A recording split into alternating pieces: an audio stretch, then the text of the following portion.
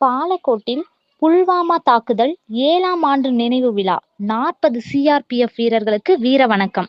தர்மபுரி மாவட்டம் பாலக்கோடு பேருந்து நிலையம் முன்பு புல்வாமா தாக்குதல் 7ஆம் ஆண்டு நினைவு தினத்தை முன்னிட்டு 40 சிஆர்பிஎஃப் வீரர்களுக்கு வீர வணக்கம் செலுத்தும் நிகழ்ச்சி டாக்டர் கலாம் பசுமை நல அறக்கட்டளை தலைவர் முருகன் தலைமையில் நடைபெற்றது. இதில் முன்னாள் முப்படை வீரர்கள் சங்கம் தலைவர் கிருஷ்ணன், மாவட்ட சிஆர்பிஎஃப் ஜவான்ஸ் குழு கோவிந்தராஜ், பாலக்கோடு காவல் ஆய்வாளர் யுவராஜ், பாஜக மாவட்ட நலத்திட்ட பிரிவு சிவா உள்ளிட்டோர் முன்னிலை வகித்தனர்.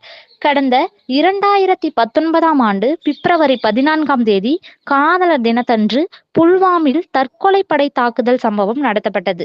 இதில் 40 சிஆர்பிஎஃப் வீரர்கள் கொல்லப்பட்டனர். இதை நினைவு கூறும் வகையில் பேருந்து நிலையம் முன்பு அமைக்கப்பட்ட 40 சிஆர்பிஎஃப் வீரர்களின் திருவுருவ படத்திற்கு மாலை அணிவித்து மலர் தூவி மரியாதை செலுத்தினர்.